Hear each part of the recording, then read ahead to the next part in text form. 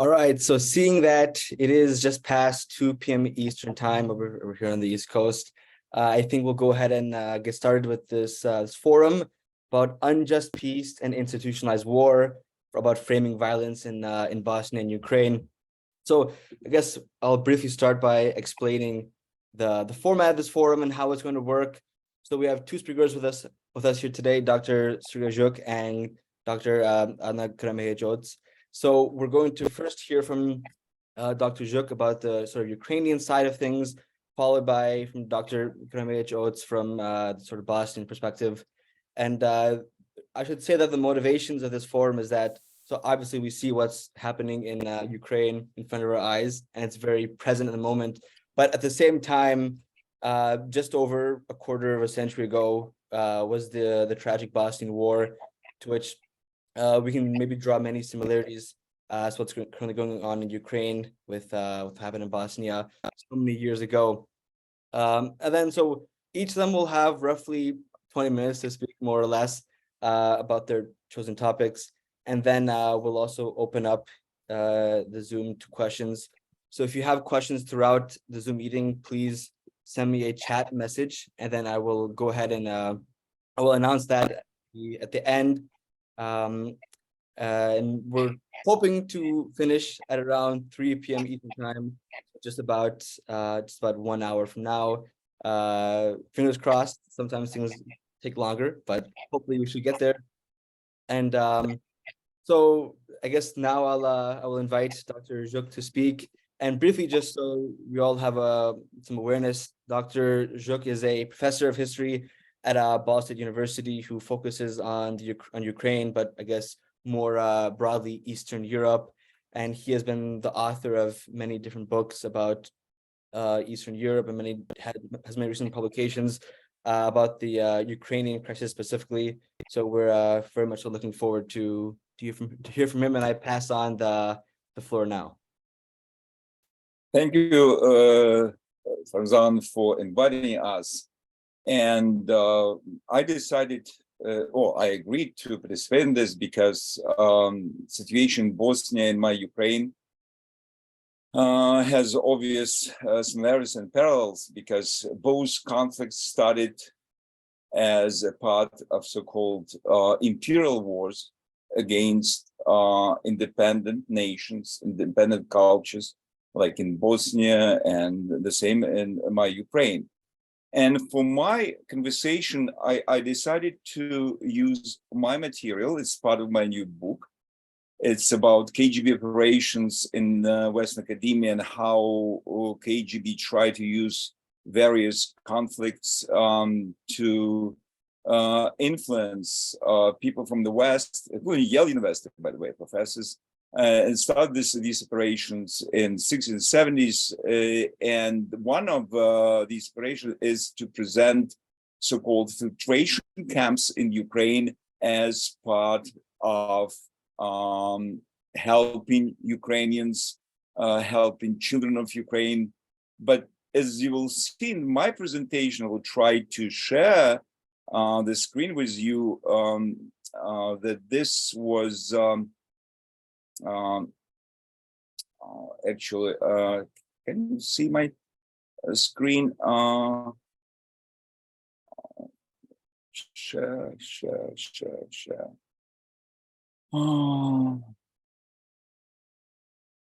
I can see my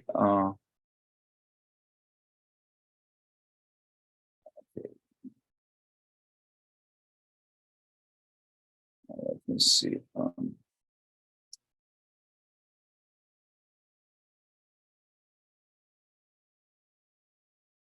Okay, can you see this screen? Yes, we can. Okay, good. So I will try to show you what now Russia tried to do with Ukrainian population, with Ukraine, using just one subject, because aggression of imperialistic Russia against independent Ukraine required too much times and different topics, but I selected just this one. So I just remind you these our students that this, I'm not sure if it's working. Anyway, that Ukraine is post-Soviet country, and it's represented with international population. We have Bulgarians, we have Russians, we have Ukrainians, we have Turks, Tatars. So it's international population, but as you see on this screen, that we have areas of this population which Russian speaking, and Putin, president of Russia, used this fact, this Russian speaking population, including myself. I'm speaking both Russian and Ukrainian. I have both Russian and Ukrainian blood in my veins, as a pretext for denying the very fact of Ukraine as independence, its independence, and this old trend of mispresent, demonize Ukraine started under Yeltsin, but when in 2001 we have new president of Russia, which is former KGB officer, Putin, as its new president, we have very different treatment of Ukraine, and this campaign of demonization of Ukraine and dehumanization of Ukraine, presenting Ukraine as, you know, fascist Nazi nation without state, reached a peak when in July of 2021, President Putin published his article, in which he denied the very fact of Ukraine's existence as independent state.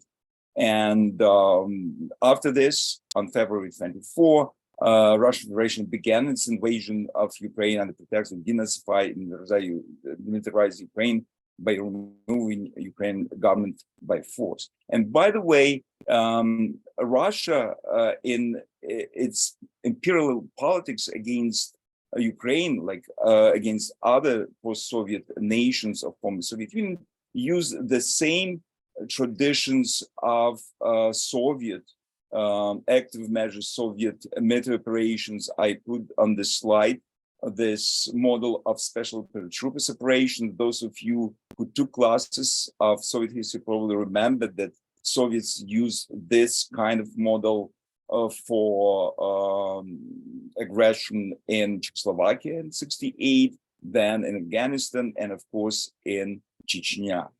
So after this operation, we have occupation of Ukraine by Russian military. At least 18% of entire territory of Ukraine now occupied by Russian troops.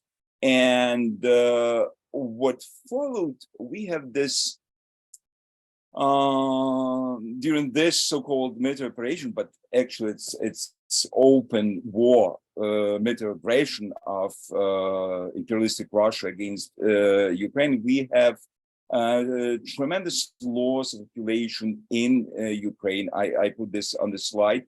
It's more than 200,000 dead, 13 million displaced people, more. I prepared this slide probably a few weeks ago. Now it's almost 70% of Ukrainian economy destroyed, and 18% of, as I mentioned, terrified by Russia. And the major problem for Ukraine now, it's a Russian forceful resettlement of thousands of Ukrainian people through so-called filtration camps. I decided to talk about this filtration camp as KGB operation because My colleagues from Yale University are doing very important research about this resettlement of Ukrainian population. And when I met people who lived through this hell of incarceration in these camps, I remember this very, very graphic reaction. I put this reaction on this slide when one guy told me, whom I interviewed, what is the Russian filtration camp? It was really hell created by the Russian fascists, humiliate you, insult you, torture, and rape you for just you being Ukrainian citizen or talking just or speaking in Ukrainian language. And after these conversations with people who lived through this hell, I decided to show how Russian Federation actually used the old tradition of concentration camp history for their own imperial purposes. I reminded my listeners that story filtration camps started with probably civil war in the United States, and in Second World War in Southern Africa, when both American and British administration used so-called prisoner of war concentration camps for filtration and separation of prisoners of war. And then later on, these old tradition of military camps, these concentration camps, which were created by British and Americans, were used in World War I, when both Japanese and World War I and World War II, when first Germans and Austrians used concentration camps. Actually, this term concentration camp, Lager Concentration, came from German language, and then during the World War II, we have this traditional incarceration of prisoners of war by Japanese as well, and the most efficient system of this incarceration against enemies of the state, with their filtration, interrogation, and so on, was created by Soviet regime as early as 1919, when Gulag system was created and labor camps became a very important part of this system of repression in the Soviet Union. And this system of concentration camp was developed especially during World War II, when in 1941, with expansion of Soviet Empire to the West and inclusion of Baltic states, Ukraine, and Western Belarus, Soviet administration created so-called filtration camps, which had registration points, camps for holding facility for those awaiting registration. And from December 1941, this tradition was used by Soviet political police, by NKVD, and then after 1946 by KGB.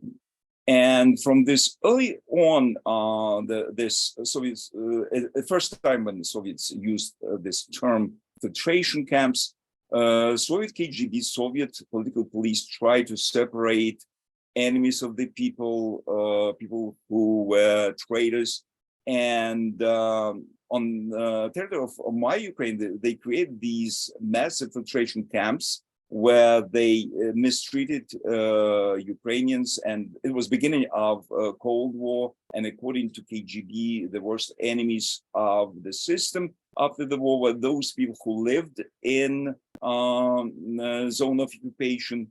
And from the early beginning, from 1946, in these filtration camps, Soviet KGB officers emphasized the danger of two elements, so-called Ukrainian nationalists or Ukrainian fascists, because some of these people collaborated with Nazi regime, and after 46, so-called Zionist Jews. And majority of these people lived, it happened to be in Soviet Ukraine. So this tradition of mistreatment of Soviet Jews and Soviet Ukrainians took this very dangerous forms of persecution, where millions of them went through this filtration camp system, which many historians actually ignored.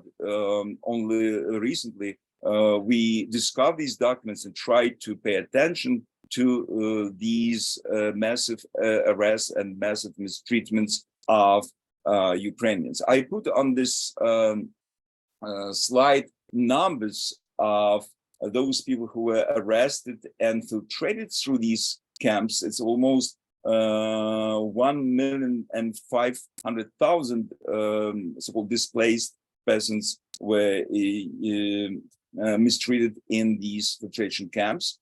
And what is interesting, from this time on, Soviet intelligence used these camps to emphasize this Ukrainian anti-Soviet character of these displaced persons. And it's interesting that the majority of these people who stayed in filtration camps longer were either Ukrainian displaced peasants or Soviet Jews. And interestingly enough, that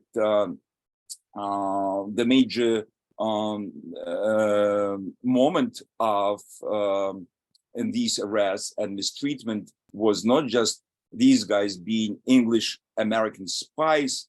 American spies were mostly Soviet Jews, and English spies were mostly Ukrainians. Later on, actually, after the death of Stalin, all of them were released. And according to my documents, which I found, KGB admitted the fact that they mistreated them. But it's interesting enough, when these people were asked why they mistreated these Ukrainians, the answer was because these guys didn't want to speak Russian.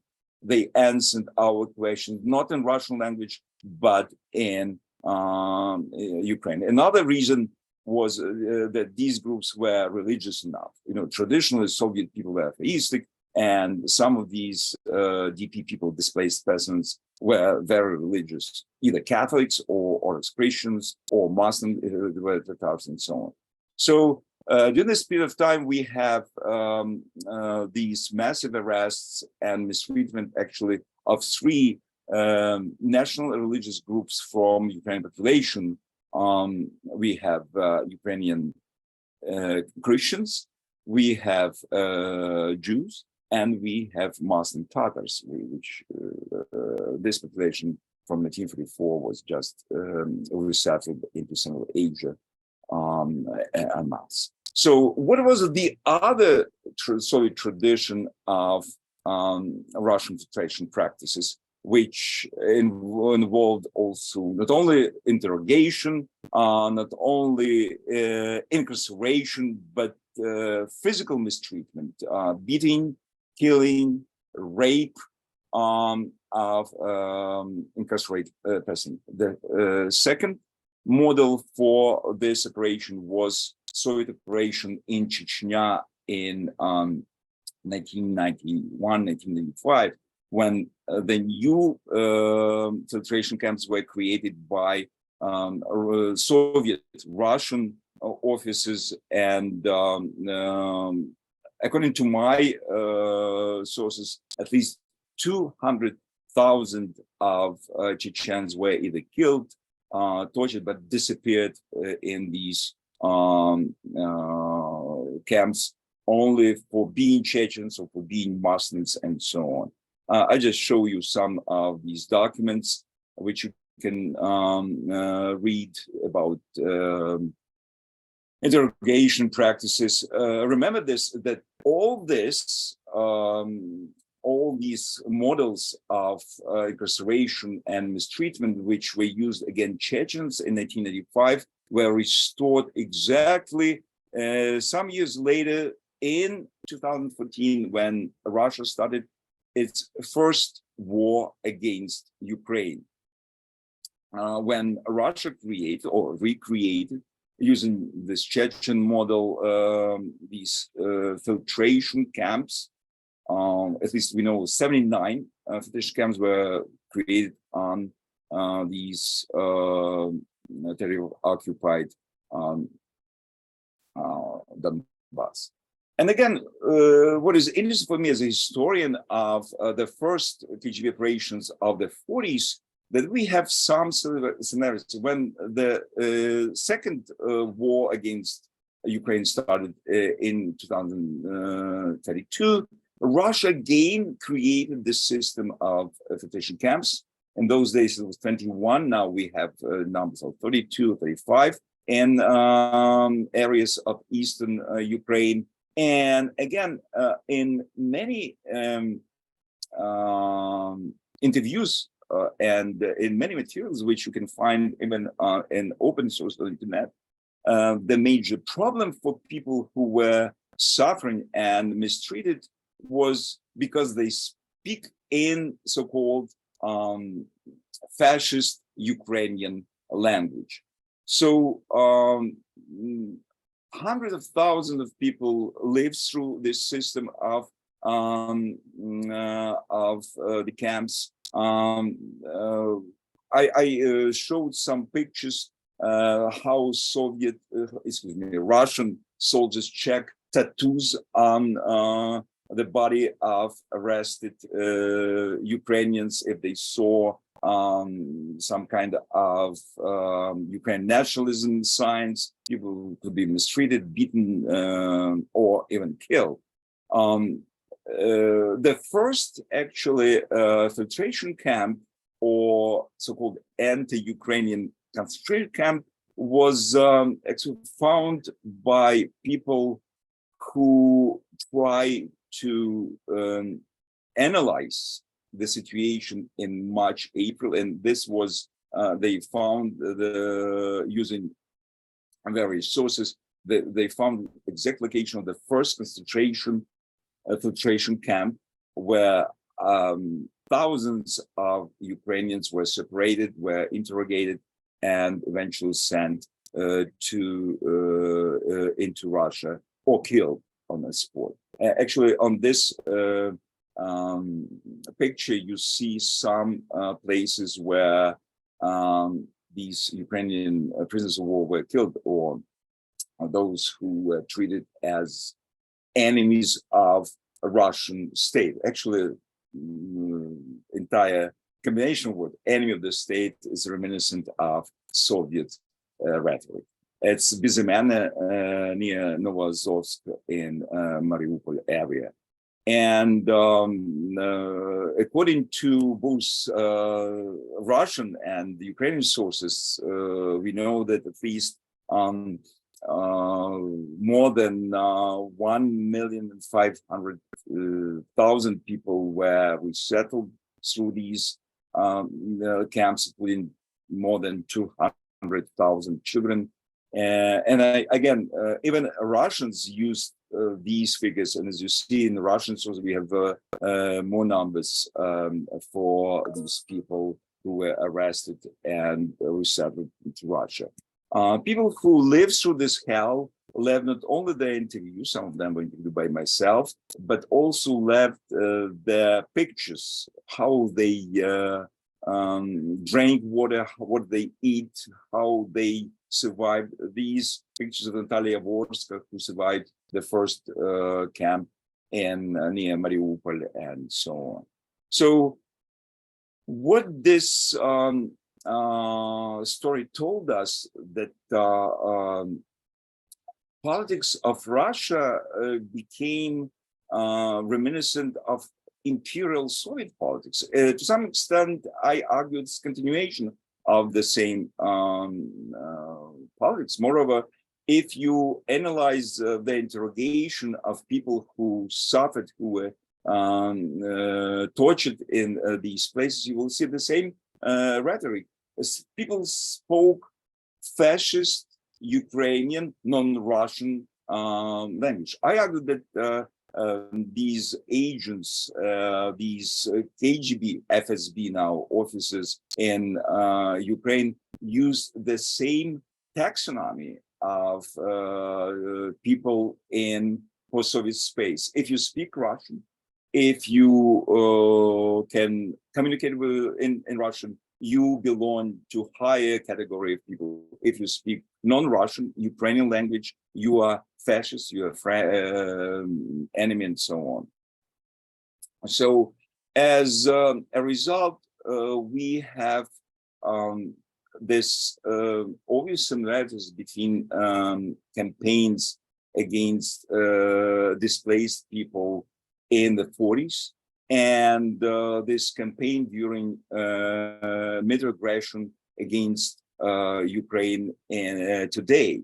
Moreover, we're now dealing with another very important issue, massive deportation of people from Ukraine into Russia.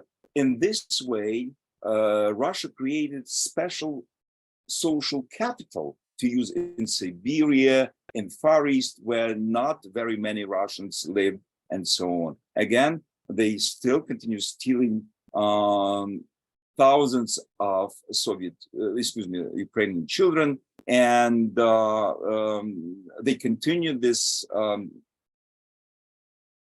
terrorist action against the Ukrainian population.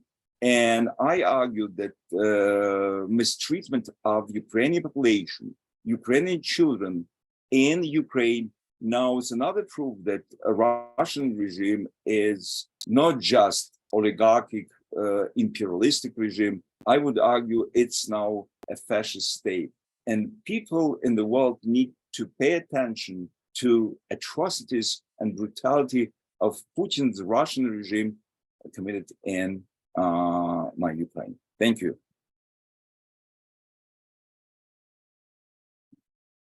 All right, thank you so much, Dr. Zhuk, for that very important talk on the pressing issue of Ukraine at hand, and more so the history leading up to why what's happening is happening. And now I want to invite our second speaker, Dr. Adna Karamehic-Oates, who holds a PhD in governance from Virginia Tech University and is an acting lead of the Open Government Partnership. And currently right now, she serves as the director of the Center of Bosnian Studies at Fontbonne University. And now the stage is yours. Thank you, Fawzaan. And thanks to Professor Zhuk for a really interesting presentation and educating me about a lot of things I didn't know about. As Fawzaan said, my name is Dr. Adna Karamehić-Oates. I have two jobs basically in the description. I work with the Open Government Partnership, which is a transparency organization, half my time, and then the other half of my time is dedicated to Bosnian studies, Bosnian issues, where I'm at Fontbonne University in St. Louis, Missouri, serving as the director of the center. So you may be asking why there's a Center for Bosnian Studies in St. Louis, of all places. And the answer to that is that St. Louis, in fact, has the largest community of Bosnians living outside of Bosnia, with nearly all of the members of this community having come to the city after the outbreak of war and genocide in Bosnia in the spring of 1992.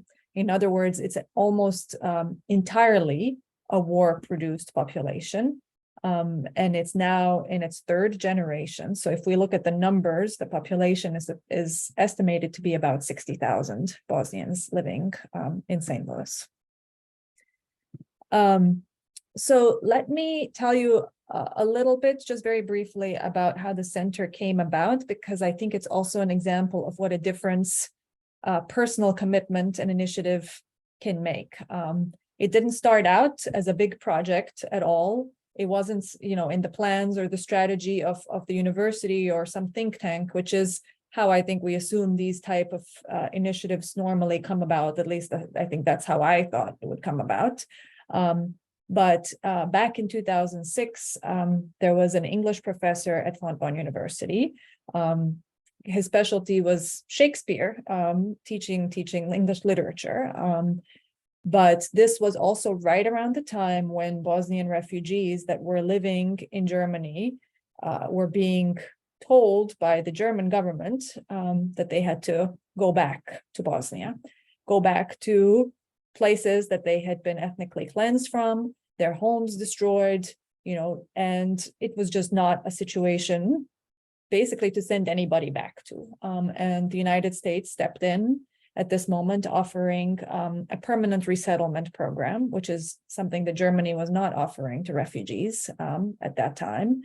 And then institutions or organizations in St. Louis offered to host. So it's not that Bosnian refugees chose St. Louis, it's that St. Louis, I like to say, chose them, and they've now made it their home. So the way that the initiative started was that this English professor that I was talking about began running into Bosnian refugees in the city in his everyday life, getting his oil changed, bagging groceries. In short, he started coming across the refugees doing service jobs where English language knowledge wasn't a necessity. These people that didn't know English, had to find jobs that didn't require English because, of course, they never expected to be displaced or be in this situation and need English to learn, to earn a living. I think what's important here is that Dr. Moore, the professor, had the foresight to recognize the importance of the stories and the experiences that the Bosnian newcomers to St. Louis were carrying with them. And he, and alongside another colleague at the university and a few of their students, began conducting oral histories of survivors. And this is how it all began, basically recording testimonies of people. Outside of a formal, tribunal, which of course we knew what was happening, but sort of the everyday stories of what people had survived. And the more people that they interviewed, the more pressing it became to capture more stories. So this small idea turned into a project called the Bosnia Memory Project for many years. Then it got even bigger. We started organizing sort of awareness events, exhibitions, panels to educate the public in St. Louis about their Bosnian refugee population. And so on, because we know, of course, that a refugee is not just any immigrant. Their path and experiences are very different. So that all sort of culminated in becoming the Center for Bosnian Studies, which is what it's called today. And the mission, though, remains the establishment of an enduring record of Bosnian genocide survivors and their families. And a little bit later, I can share more about some of the ways that we're doing that, but for the purposes of this conversation today, which is titled Unjust Peace and Institutionalized War, I want to talk just a little bit about why we're doing what we're doing. And the answer is fundamentally because, it's been more than 30 years and the war is still not over in Bosnia. There's no physical war, but there's war through different means, and many different means. So Professor Zhuk already referenced at the very beginning that there are many similarities between Bosnia and Ukraine. And I want to echo that. In both cases, just for those that don't know what happened in Bosnia, because it was more than 30 years ago, in both cases, you have a very clear aggressor asserting their dominance. In the case of Bosnia, it was Serb nationalism with the vision of a greater Serbia and at great cost to other ethnic groups. And in the case of Ukraine, you have an aggressor country, Russia, keen to expand their sphere of influence by force at great cost to the people of Ukraine, who just want to live in a peaceful democratic state. In both cases, the aggressor is engaging in a narrative of othering the people in the place they're invading, in a rejection of their identity and existence. And we heard that a little bit in the previous presentation around language. In Bosnia, Serbs would deny and denigrate the Bosnian identity and refer to Bosnian Muslims as Turks. In Ukraine, Russia refers to the country as a construct, not a country. Its leadership neo-Nazis, which doesn't make sense. Both Serbs and Russians have dehumanized their victims. there is basically an entire rejection of the identity and sovereignty of the place that they're invading.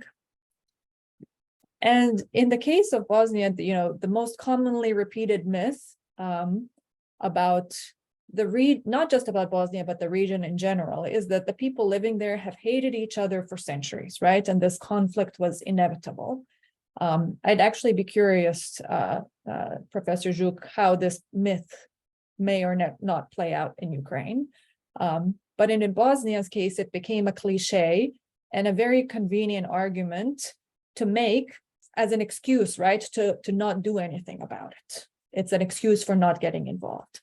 The reality is, of course, much different, and that is why what happened in Bosnia is so tragic. Before the war and genocide, people lived peacefully, not just alongside each other, but together as families, as mixed communities, villages, and towns. Even if you didn't have, someone of a different ethnicity as a relative, you definitely had neighbors or friends or people you worked with that were a different ethnicity. And this was a very, this neighborly approach or attitude to those around you was a really important and valued social quality in Bosnia. So it was very common that you not only respected, but often shared in the cultural practices of those from a different ethnicity. I'm not saying there were no grievances, right? And certainly the grievances became more obvious under the economic pressure of Yugoslavia's disintegration. But had it not been, I think, for the political leadership in Serbia at the time, those grievances could have remained just grievances.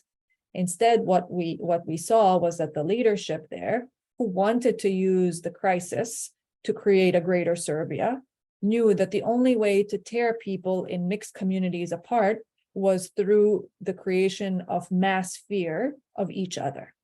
And they did this through a nonstop propaganda campaign, followed by intense violence, which stoked that fear and separation even further.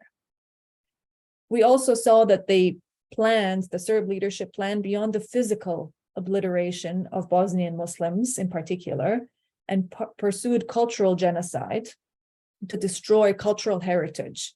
We saw the destruction of mosques, intentional destruction of mosques all around the country, the destruction of libraries and books that were meant to erase the evidence of the cultural diversity of Bosnia. And so what resulted, as we know, was a huge loss of life, concentration camps, rape camps, grave human rights violations.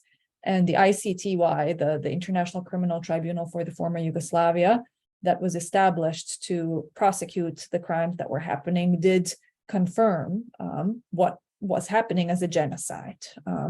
In the cases of Mladic and Karadzic, finding them guilty of genocide.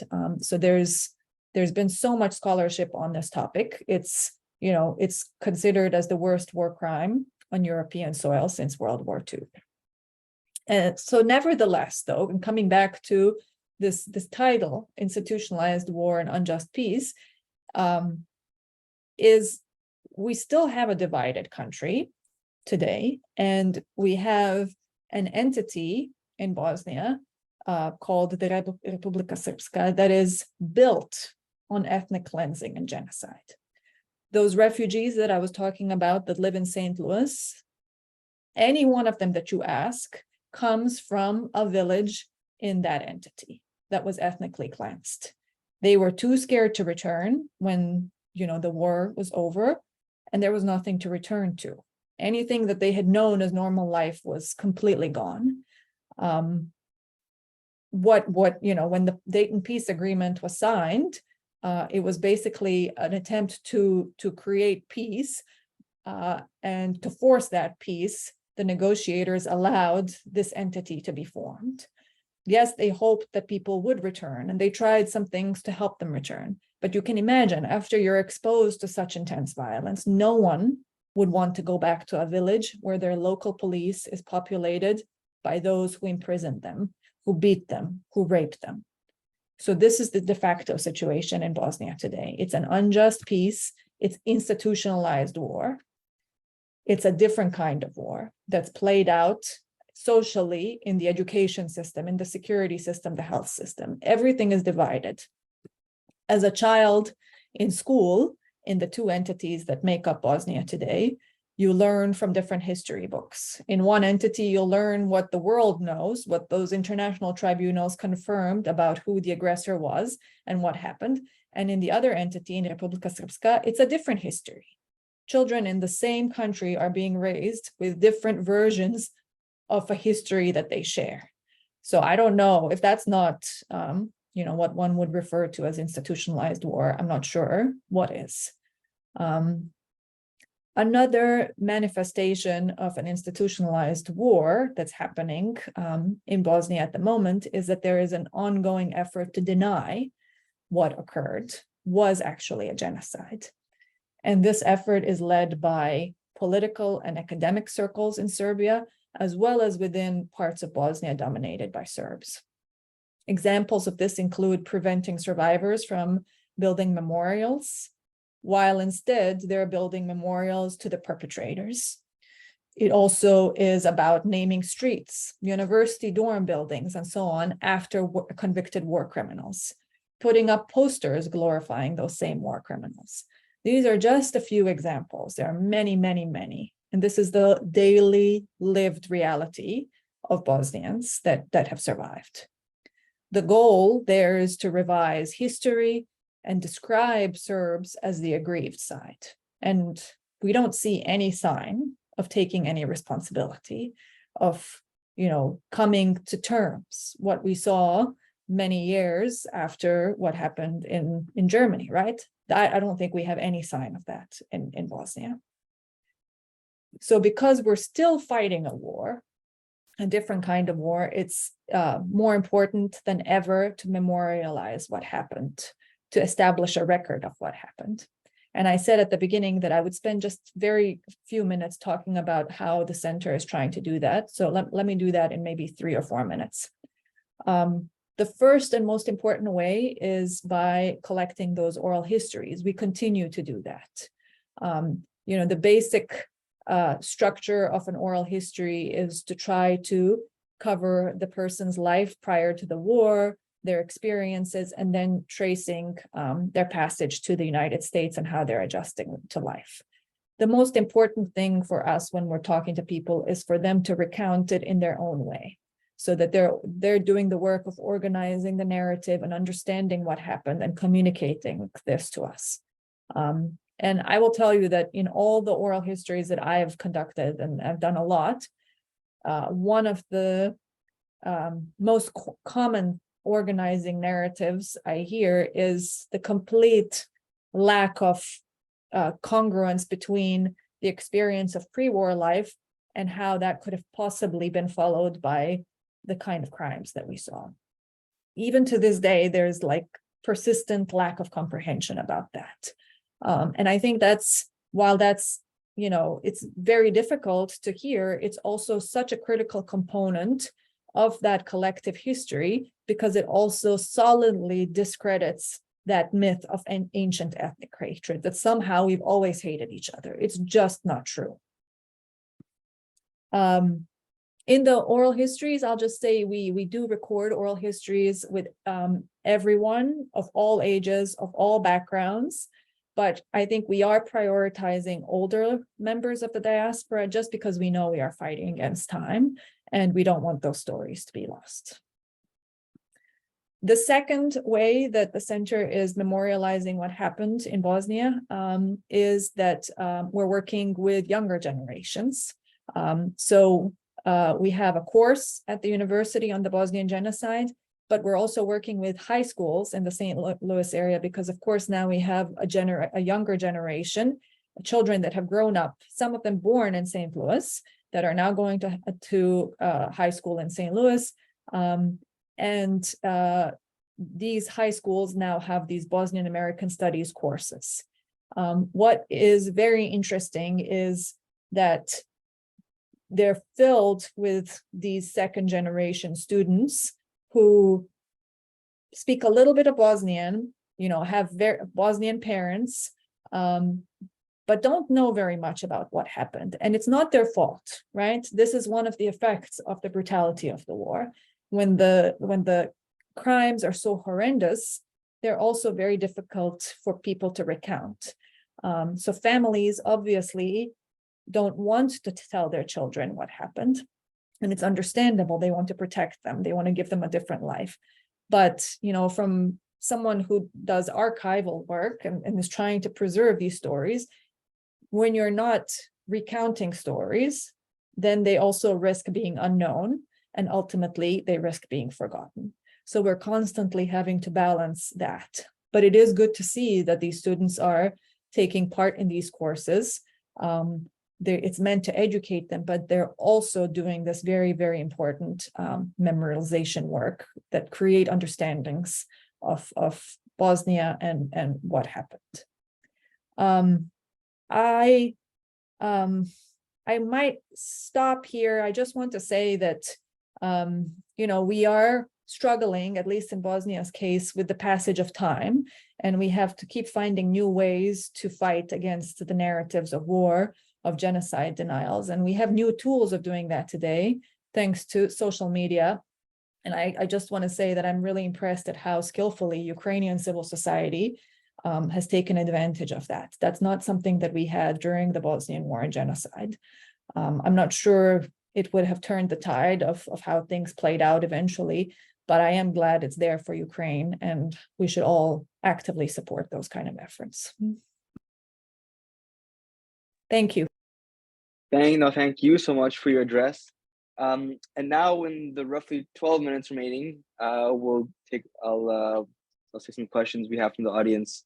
And that should take us right to 3 p.m. Eastern.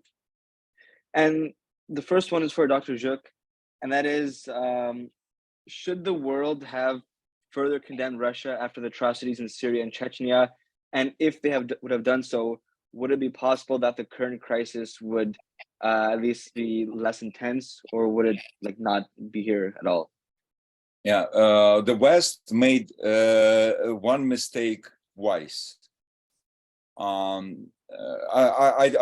don't touch Bosnia; it's a different story. But in Soviet space, by the way, Russians supported Serbians. You need to understand. Until now, still support, and we have very anti-Bosnian, anti-Muslim Russian propaganda everywhere. But anyway, talking about your question, the West made mistake twice. First, in 1994, 1995, when they didn't want to interfere in Chechen case, when they didn't influence Russians, didn't criticize them for obvious genocide against Chechens. What we know, it's probably millions of people killed, tortured, disappeared. Officially 200, it's like whatever million. So the first mistake. The second mistake, it was 2008 when Russians attacked Georgia. You remember, there was a year of Olympic Games. Nobody, including American President Bush, even touched this subject. So it's two mistakes. And number three mistake was Obama mistake. President Obama didn't punish Russia in 2014 when Russia attacked Ukraine, annexed Crimea, and shut down Dutch airplane with international, passengers, including Americans. So these three mistakes. Two mistakes were before Ukrainian wars, Chechnya, Georgian war, and then mistake made by Mr. Obama. But Obama made two mistakes, actually. He did the same with Syria, because Russia interfered in Syrian events and in Ukrainian events. And American diplomacy failed twice. If Americans and NATO stopped Russia in both Syria and in Ukraine, this tragedy, this fascist genocide war never happened in Ukraine today. Sorry. No worries. Thank you. And the next question is for Dr. Karamehić-Oates, and that is, so you talked about the project in St. Louis.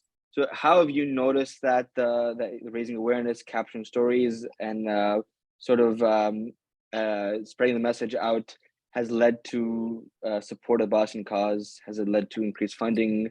Has it led to reduced tensions in the Bosnian region, or what has it tangible effects have you seen from it?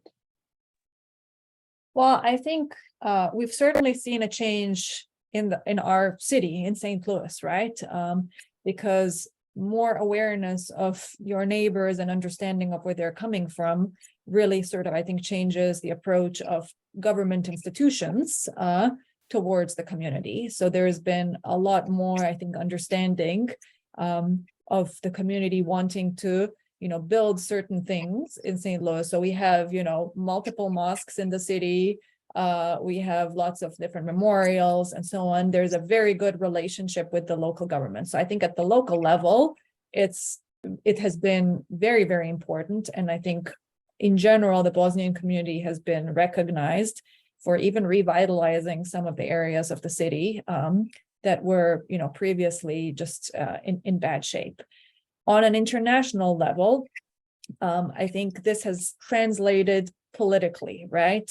So as Bosnians the diaspora becomes more aware of their role now as American voters, right? It also means that they have something to say to their elected representatives. So here, we have good relationships with the representatives from the House of Representatives from Missouri, as well as the senator, right? Basically a direct line to those conversations. And when there's foreign policy conversations in the Senate or in the United States Congress more broadly, that we ensure that that voice is heard. Also within Bosnia, I think there has been a little bit slower, it's interesting, right, of Bosnian political representatives of recognition of their own diaspora, and that they should pay attention to them, and that they can actually bring in some important resources and materials. But it's getting better. So politicians in Bosnia basically courting the diaspora for their votes, for information, for communications, and so on. So it's a two-way street, I would say. Thank you so much. And one more question for Dr. Zhuk. Did Ukraine make a mistake by not joining NATO earlier, or not trying to join NATO earlier? Ukraine tried to do this, but NATO didn't want it. Even now, I don't know what they think. And what was the motivations behind NATO not wanting to admit Ukraine? Was it the influence of Russians, or what was that? What led to that? No, in NATO, they have special rules. No civil war on the territory, no presence of foreign troops on the territory. And unfortunately, after 2013, we have presence of Russian troops and annexation of Crimea, which is against the rules of admission. Very well. And another question for Dr. Karamehić-Oates. So you mentioned that the war has not come to a conclusion yet in Bosnia. What do you see as the next steps, especially given that the presidents of Republika Srpska, such as recently Dodik, seem to be aiming more towards lines of separation? I think the only way out, but it's a very difficult way out of this ongoing war, is a revision of Dayton, honestly, because I think what was set up under Dayton was a structure that is not democratic in the least bit. Dayton created a system where you have to be to be president of the country, let's say, you have to be one of the three constituent peoples, either Bosnian Muslim, which doesn't, it's not the right expression, right, for a nation. in the first place, because it equates that with religion. You a Serb or a Croat. Of course, we have many people in Bosnia who don't want to identify with any of those, who consider themselves as Bosnian, who then would have to pick, basically self-identify against their will if they wanted to run for political office. So it's an extremely undemocratic system. Also, the way that the votes are divided is like a quota system. There's so many levels of government. So I don't honestly know how in a European, state and a candidate country for the EU, such a system is even allowed to exist, how the EU itself doesn't push for reform. I mean, I do know, because the EU doesn't want to deal with difficult problems, right? And it's a difficult problem, so they're avoiding addressing it. But unless there's a reform of that system where it's, like in any normal place, you have one person, one vote, and everybody is equal, I can't see a way out. Especially because I think for many years we assumed that the United States supported this idea, and in the last few years, under Biden, who was in the years of the war very good on Bosnia, his administration has turned out to be actually quite bad. Again, because I think they're tired of dealing with problems all around, and just kind of want to sweep things under the carpet. Sorry, that's not a more positive answer. Well, that's also very much all right. Now, last question for Dr. Zhuk is that in terms of where we stand now in Ukraine, what are the immediate fast steps we can take to give some sort of amelioration to the situation, especially as from a U.S. perspective? Now, we hope about this bipartisan support, and in the hope that despite all the rules, Ukraine would become member of NATO. I know that in Republican Party we have two candidates who not share this enthusiasm about Ukrainian support, former President Trump and DeSantis. Both of them try to avoid these questions about Ukrainian help. We have a group of Republican politicians who have questions about Ukrainian corruption and about finishing this support. But I assume that American industrial military complex already invests so much money in Ukraine, and Ukraine showed that they have fighters to fight for freedom, not like some other, natives. I will not say which countries, but now Ukraine demonstrate that they have stamina, they have now character to become real, allies of the United States and NATO. And I think that future president, either Biden or Republican president, will still continue this politics of supporting Ukraine. It's not just in name of Ukraine. People, why I agreed to speak to this audience, because we need to emphasize to every American, this is not war of Ukraine and Russia. It's Russia attacking Western civilization. For Russia, Ukraine is a stooge of American imperialism, forgetting that Russia is imperialistic state. And now everybody, Yale University, Ball State, I did this in Bloomington, in Indiana University. I tried to raise this awareness. You as American citizens need to understand its danger for democratic principles of the world and diplomacy. What now going on in Ukraine is against after World War II diplomacy. of the Yalta Principle and so on. It's dangerous. It's like in Bosnia case, when Yugoslavia was this small empire and they had this common, connections, mixed marriages, everything looked very fine, and America supported this idea of one Yugoslavia. But when Yugoslavia ended, we had all these national problems when one imperialistic state, Serbia, tried to impose their rule on entire post-Yugoslavian. The same, completely the same story with Putin, Russia. They try to maintain control. Look at other post-Soviet states. If they follow Putin's direction, they're good. They have the nation, Turkmenistan, Uzbekistan, Belarus. But if they against this, like Baltic states or Ukraine, oh, they should be punished. They have no right to exist. So this is purely imperialistic position, and it's against democratic principles of national state building.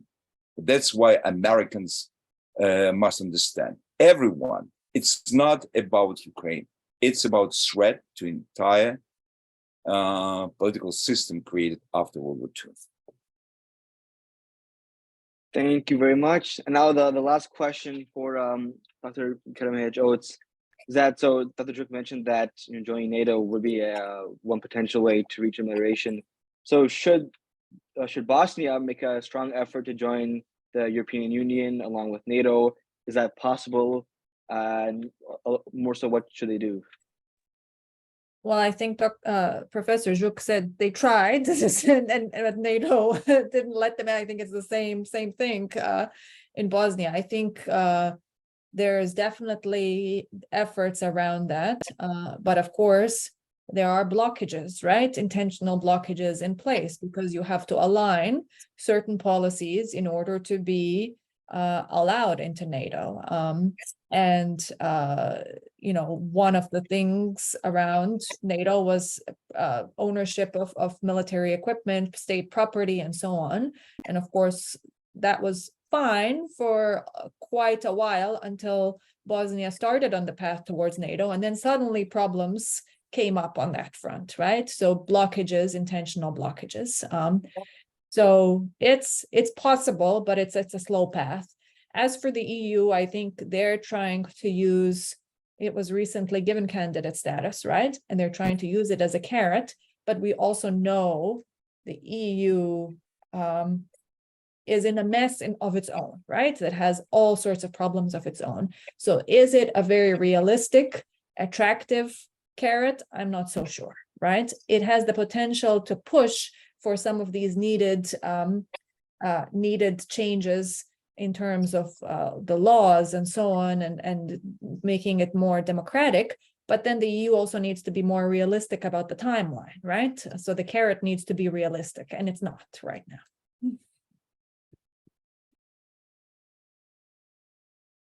Okay, so that now is the conclusion, having been 5 minutes past 3 of the forum Unjust Peace and Institutionalized War, Framing Violence in Bosnia and Ukraine.